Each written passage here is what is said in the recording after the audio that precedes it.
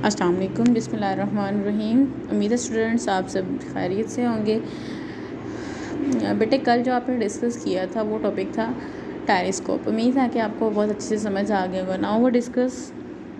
Now we study the human eye. The human eye बेटे basically ये topic bio से related है, लेकिन हम इसे फिज़िक्स में डिस्कस कर रहे हैं। वो क्यों कह रहे हैं कि इसके ऊपर फिज़िक्स कैसे अप्लाई हो रही है, कहाँ फिज़िक्स का इंपॉर्टेंट रोल कहाँ कहाँ प्ले कर रहे हैं, वो सारा हम इसमें स्टडी करेंगे। ह्यूमन आई हम क्यों यूज़ करते हैं, आई हमारी क्या किस काम आती है, आई हमारे देखने के काम आती है, अब उस पर इमेज कैसे बन रहा है, ये सब हम फिज़िक्स में स्टडी करेंगे। The human eye is an organ use for viewing, यानी कि जो आई वो ऑर्गन है जो कि देखने के लिए इस्तेमाल होता है। और बेटे इमेज फॉर्मेशन कैसे होगी, इसके बेसिकली कुछ स्टेप्स हैं वो हम डिस्कस करते हैं वन बाय वन। और इसमें फ़िज़िक्स कैसे जो है अपना इम्पोर्टेंट रोल प्ले कर रही है, ये सारा हम इसमें डिस्कस करेंगे। बेटा अब जो हमने पढ़ना है नेक्स्ट पॉइंट, रेटिना। आई के ऊपर जो रेटिना है वो क्या करता है, वो एक्ट करता है लाइक एज ए कैमरे की तरह एक्ट करता है। यानी कि जैसे कि हम जब खुद इमेज आर्टिफिशियल लेंसेज से जब इमेज बना रहे होते हैं तो हमें पीछे स्क्रीन रखते हैं जिस पे जाके हमारा लाइट रेज आती हैं, पास करती हैं और स्क्रीन के ऊपर हमें एक इमेज मिल जाता है। अब हमारी जो ह्यूमन आई है, ह्यूमन आई के अंदर जो रेटिना मौजूद है, रेटिना के ऊपर हमारी पिक्चर्स बनती हैं, इसके ऊपर इमेज बनता है। ये हमारी आइज़ के अंदर एक बेस के बैक वाली साइड पे बहुत ही सेंसिटिव लेयर होती है, लाइट से सेंसिटिव लेयर होती है। इस पर क्या होता है, इस पर जब लाइट की रिफ्लेक्शन होती है तो रेटिना जो है हमारे इमेज को फॉर्म करती है, यहाँ पर इमेज बनता है। और बेटे आपको पता है कि हमारी आइज़ के अंदर जो लेंस यूज़ होता है वो कौन सा होता है, वो होता है कन्वर्जिंग लेंस। जैसे कि आपने पहले भी स्टडी किया है कन्वर्जिंग लेंस के बारे में, ठीक है, यानी कि कन्वेक्स लेंस यूज़ होता है। नाउ जो लेंस यूज़ हो रहा है हमारी आई में वो क्या है, कन्वर्जिंग लेंस है, यानी कि कन्वेक्स लेंस है। अब बेटे हम अगर आर्टिफिशियल लेंस की बात करें तो हम क्या करते हैं, उसमें हम अपना लेंस खुद एडजस्ट करते हैं, उस पर अंदर स्क्रीन एडजस्ट करते हैं, प्रिंसिपल फोकस एडजस्ट करते हैं, सारी चीज़ें हम खुद एडजस्ट करते हैं। लेकिन हमारी ह्यूमन आई है कि उसके अंदर हमने कोई चीज़ एडजस्ट की है, कुछ भी नहीं की है। ये अल्लाह पाक का निज़ाम ही ऐसा है, कुदरती तौर पर हमारी आई जो है खुद से इमेज, खुद से अपना लेंस, खुद से हर चीज़ अरेंज कर लेती है, खुद ही से एडजस्ट कर लेती है। और हमारे लेंस क्या है, लाइट आती है, लेंस पे टकराती है, टकरा के पीछे जो है हमारी रेटिना पे इमेज बना देती है। और ये कुदरत की तरफ से है, इसकी फोकल लेंथ खुद ब खुद ही चेंज हो रही होती है, हमें करने की ज़रूरत नहीं पड़ती।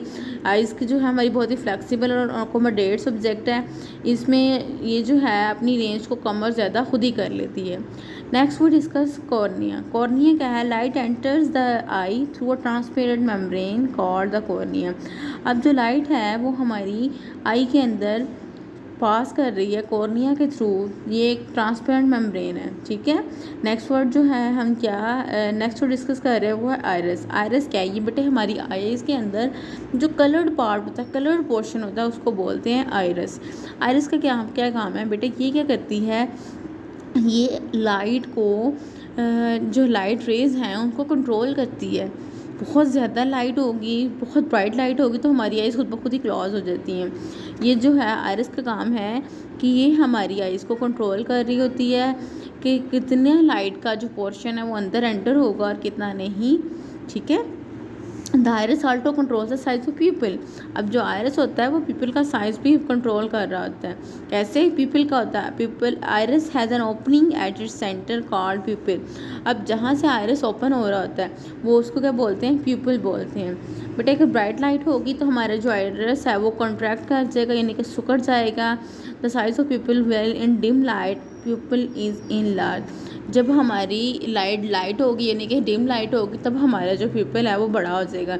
अदरवाइज़ बहुत ज़्यादा लाइट की वजह से जो हमारा प्यूपिल है वो आइरिस फ़ौरन से क्लोज हो जाएगा और प्यूपिल जो है वो भी क्लोज हो जाएगा, हमारी आइज़ क्लोज हो जाएगी ना बेटे, तो हमारा इमेज नहीं बन पाएगा।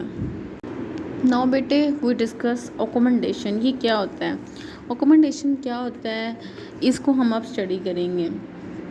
बेटे जब हम कैमरास की बात करें तो उसका प्रिंसिपल फोकस, फोकल लेंथ, हर चीज़ हमने फ़िक्स की होती है, ठीक है। पहले वक्तों में जो कैमरास थे उसमें हम इसका डिस्टेंस, फोकल लेंथ नहीं चेंज कर सकते, लेंस को चेंज नहीं कर सकते थे, एक जगह पे फिक्स होता था, ठीक है।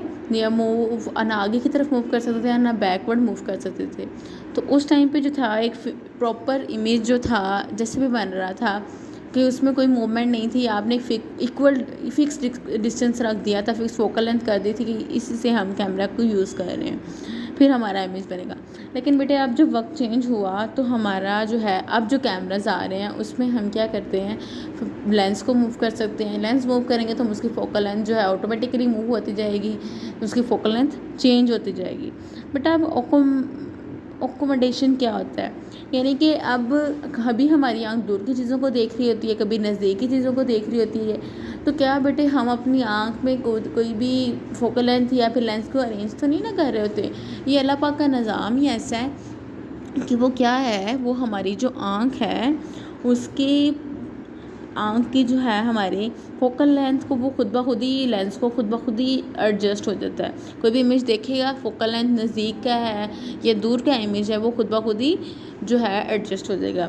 अब बेटे क्या अगर हम दूर की चीज़ों को देख रहे होंगे तो हमारा जो फोकल आइज़ हैं उसका लेंस है उसका फोकल खुद ब खुद ही हो जाएगा चेंज। अब अकोमोडेशन क्या होती है, the variation of focal length of an eye lens for to form a sharp image on retina is called accommodation, यानी कि फोकल लेंथ का चेंज होना, हमारी जो आइज़ है उसके अंदर फोकल लेंथ का चेंज होना और एक शार्प इमेज हमें मिल जाता है रेटिना पे, उसको बोलते हैं अकोमोडेशन। और बेटा ये जो यंग पीपल्स होते हैं उनमें चेंज होता है, और जो इनकी जब जैसे हमारी एज होती है इंक्रीज़ करती है तो जो हमारा जो अकोमोडेशन होती है ये डिक्रीज़ करती है, यानी कि जो हमारी नज़र वीक हो जाती है उम्र के साथ साथ। ऐसे ही अगर नज़र वीक हो रही है, उम्र इंक्रीज़ कर रही है, हमारी एज इंक्रीज़ कर रही है तो अकोमोडेशन आहिस्ता आहिस्ता कम होती जाएगी। जो यंग पीपल्स होते हैं जिनकी नज़र ठीक होती है बेटा उनके अंदर अकोमोडेशन कुछ और होगा और ओल्ड पीपल्स के अंदर कुछ और होगा। चलिए बेटे नाउ वी डिस्कस कि जो अकोमोडेशन है ये कैसे हो रही है हमारी आई के अंदर।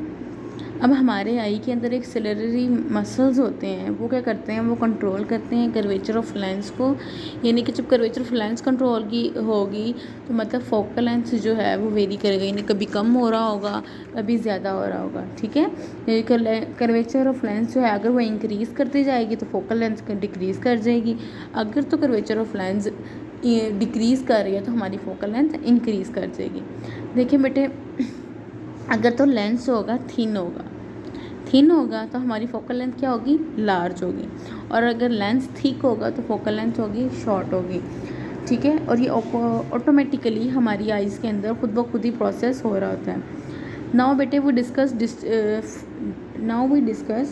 फॉर डिस्टेंस सब्जेक्ट, यानी कि दूर की चीज़ों को जब हमारी आइज़ देखती हैं तो कैसे इमेज बनता है वो हम अब डिस्कस करेंगे। बेटा जब दूर की चीज़ों को देखेंगे तो हमारी आँख जो है वो क्या करेगी, सबसे पहले रिलैक्स हो जाएगी, उसका जो लेंस है वो रिलैक्स करेगा। जब आँख का लेंस जो है वो रिलैक्स करेगा तो कर्वेचर ऑफ जो लेंस है वो डिक्रीज़ हो जाएगी। जब कर्वेचर ऑफ लेंस डिक्रीज़ करेगी तो फोकल लेंथ ऑटोमेटिकली इंक्रीज़ कर जाएगी और देन हमारे रेटिना के ऊपर एक शार्प इमेज बन जाएगा।